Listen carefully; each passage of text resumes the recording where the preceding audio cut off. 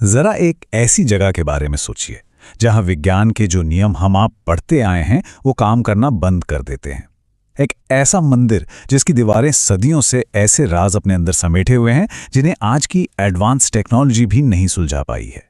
ये कहानी है पुरी के जगन्नाथ मंदिर की। एक ऐसी जगह जहां हर पत्थर विश्वास और कह सकते हैं चमत्कार की गवाही देता है। चलिए, इसके पहले रहस्य से ही शुरू करते हैं।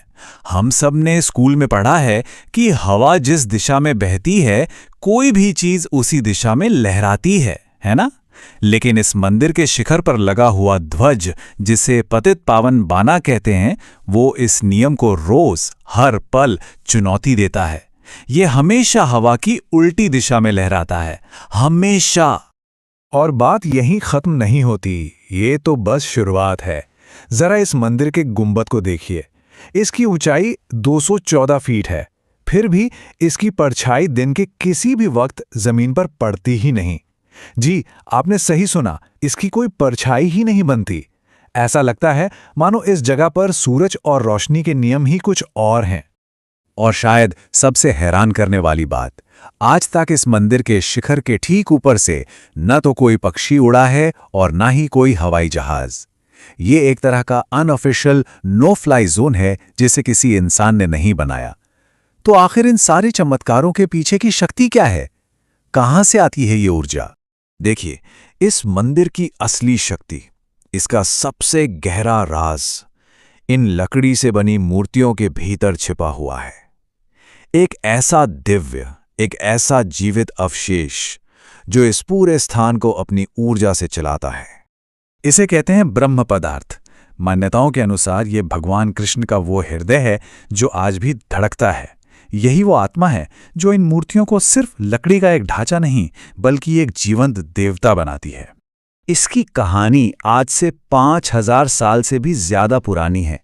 जब भगवान कृष्ण ने अपनी देह त्यागी तो उनके शरीर का अंतिम संस्कार किया गया। सब कुछ अग्नि में विलीन हो गया, पर उनका हृदय वो आग में भस्म नहीं हुआ। उस दिव्य हृदय को एक लकड़ी के लट्ठी के अंदर रखकर समुद्र में प्रवाहित कर दिया गया था। और यहीं से इस मंदिर के इतिहास का पहला पन्ना खुलता है।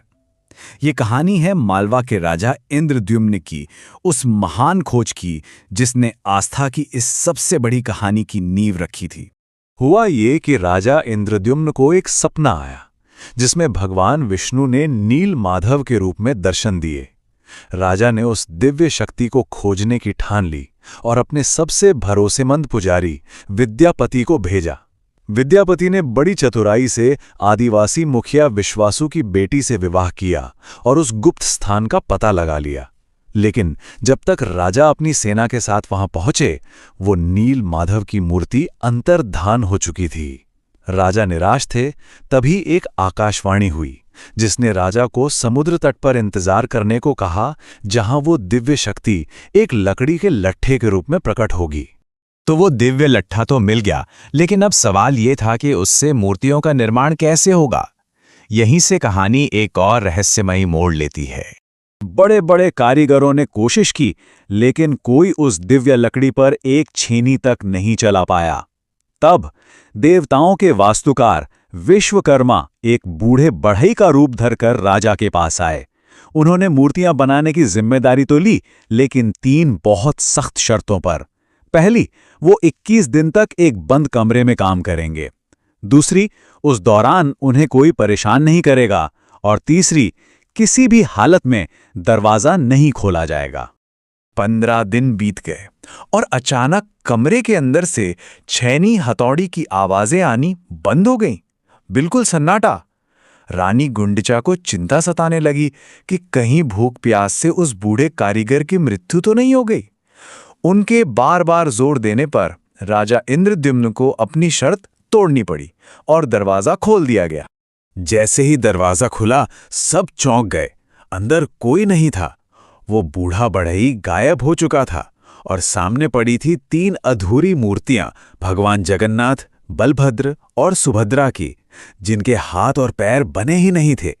तभी एक आकाशवाणी हुई कि भगवान कलयुग में इसी अधूरे रूप में पूजे जाना चाहते हैं, क्योंकि अधूरा होते हुए भी यही उनका संपूर्ण रूप है। तो मंदिर की स्थापना तो हो गई, लेकिन अब शुरू हुआ इसके अस्तित्व को बचाने का लंबा संघर्ष। यहां से मंदिर का वो ऐतिहासिक दौर शुरू होता है जिसने इसे महज एक पूजा स्थल नहीं बल्कि एक ऐसा किला बना दिया जिसे कोई जीत नहीं पाया। इतिहास गवाह है, इस मंदिर पर 1-2 बार नहीं बल्कि 17 बार बड़े और विनाशकारी हमले हुए। हर हमलावर का एक ही मकसद था, इसे जड़ से मिटा देना। लेकिन ये मंदिर आज भी अपनी पूरी दिव्यता के साथ वहीं खड़ा है। इनमें से एक कहानी है 1558 के हमले की, जब मुगल सेनापति कला पहाड़, जो मंदिर तोड़ने के लिए कुख्यात था, उसने पुरी पर चढ़ाई की। लोक कथाएं बताती हैं कि जैसे ही उसकी सेना मंदिर के पास पहुंची, अचानक एक ऐसा घना और भयानक अंधेरा छा गया कि कुछ भी दिखना बंद हो गया। कहते हैं कि मंदिर से एक अदृश्य डरावनी शक्ति निकली, जिसके डर से कला पहाड़ की पूरी सेना बिना एक भी तलवार चलाए ही मैदान छोड़कर भाग गई। ये तो इतिहास की बातें हुईं, लेकिन इस मंदिर की जीवटता और इसका रहस्य आज भी इसके अनुष्ठानों में जिंदा है। और ये रस्में आज भी उतनी ही रहस्यमयी हैं जितनी शायद सदियों पहले थीं। हर 12 से 19 साल में एक बार नवकलेवर नाम का एक बहुत ही गोपनीय अनुष्ठान होता है। इसमें ब्रह्म पदार्थ को पुरानी मूर्तियों से निकालकर नए बनाई गई मूर्तियों में स्थापित किया जाता है। ये प्रक्रिया इतनी गोपनीय है कि उस रात पूरी शहर की बिजली बंद कर दी जाती है। जो पुजारी ये रस्म करते हैं, उनकी आंखों पर पट्टी बंधी होती है और हाथों पर मोटा कपड़ा लिपटा होता है, क्योंकि मान्यता है कि उस दिव्य पदार्थ को नंगी आंखों से देखने वाला कोई भी इंसान जीवित नहीं बचता। जिन कुछ पुजारियों ने इस ब्रह्म पदार्थ को स्थानांतरित किया है, उनका अनुभव इस रहस्य को और भी गहरा कर देता है। उनमें से एक ने बताया था कि उसे हाथों में लेने पर ऐसा महसूस हुआ जैसे हाथों में कोई जिंदा फुदकता हुआ खरगोश हो, कोई चीज जो जीवन और एक असीम ऊर्जा से लगातार कांप रही थी।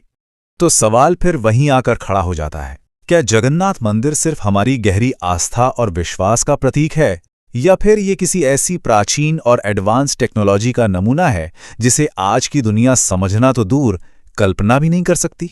शायद इसका जवाब विज्ञान और विश्वास की सरहदों के उस पार कहीं छिपा है।